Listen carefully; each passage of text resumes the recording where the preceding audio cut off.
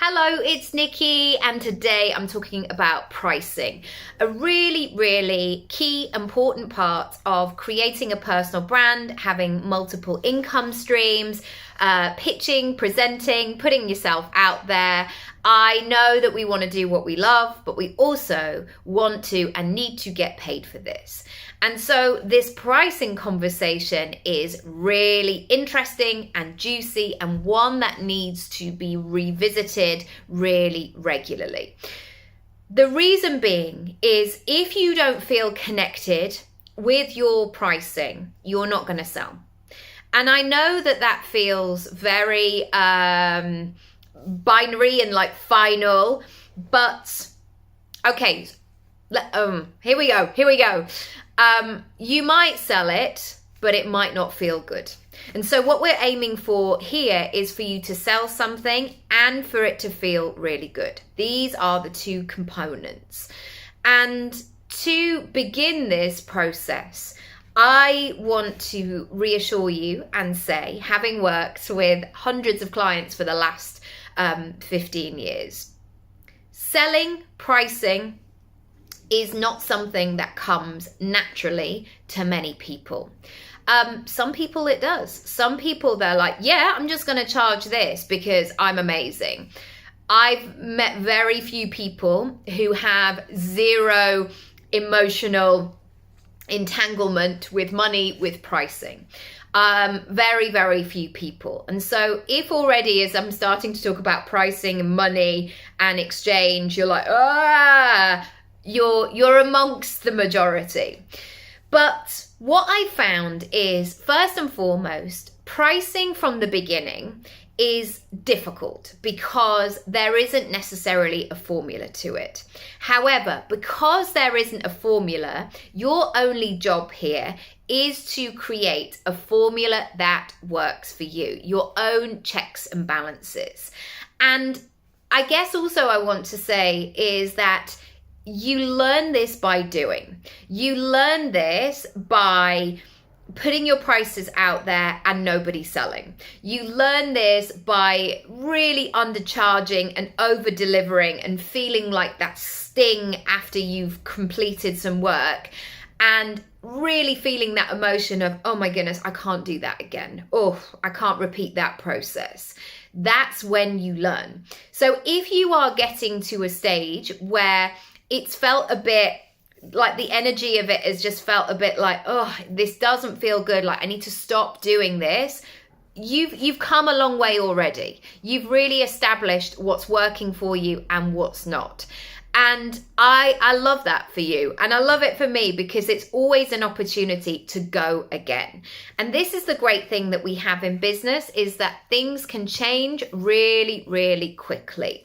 So even if you don't feel that that's going to change quickly for you, lean on my confidence in you because I believe that you can do this, that you can change this. And bizarrely, I always think about having my daughter in this situation, you know, having 10 months of pregnancy and really having, you know, quite I was going to say definitely stretchy, but it was quite a full-on experience. I'm not going to go into the details. But then bizarrely, because of the pregnancy details, I booked a planned C-section. And I remember going to the hospital, walking in at 7. We were the first people in to go down into the theatre. I walked into the theatre and by 9:24, she was out. She was out in the morning. And I always remember that moment that things can be cooking, things can be happening for a long time, but the actual moment of, in my daughter's case, was her being on the inside and then suddenly being on the outside was relatively quick. And it's the same with business transactions, people sending you money, people paying you. They might be thinking about these things for a long time, but the actual transaction, the actual payment can be quick. So ask for the sale, put yourself out there, do all of these things. And so going back to pricing, there is a lot more information over the years, videos like this where people are giving you a pricing idea of what you should be charging. And this often comes from a mixture of, I charge this and I've been in business for this amount of time, so therefore this is what you should do.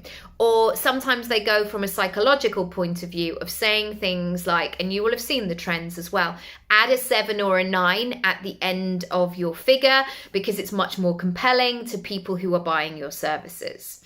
And then there's another conversation where people will talk about expanding your wealth, expanding your pricing, and they talk about doubling, tripling, like do this formula, and expand and expand and expand. And here's what I want to say to you. Those things are great as a guideline. It's always fascinating and inspiring and aspiring to see what is possible.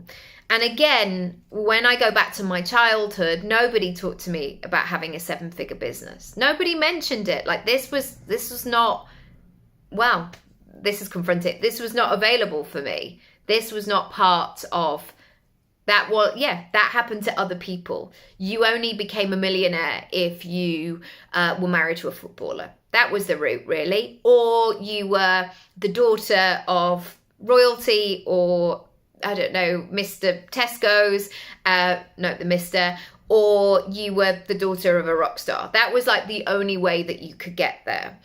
And now what we see on the internet, thank you very much, internet, is that there are so many ways to do this thing. But how this relates to pricing and how this relates to you and pricing is that however useful it is to get a spreadsheet and say, okay, if this is my goal that I want to create this month or this year, and this is my package that I have available, how many of that package do I need to sell in order to hit my goal? So yes, that's a really good piece of action taking. It's a really good bit of maths. It's really good to see what that equation is. But that is only the surface. Because remember, it's what goes on underneath, what we really believe in our subconscious. That's where the pricing is going to shift. And so instead of just thinking about it in your mind of, well, this coach said I should just double my fees, so I'll write that on my website. There's a different shift here. And what I mean by this is your conviction, how you feel about that pricing. Do you think you are worthy of that pricing? Can you receive that?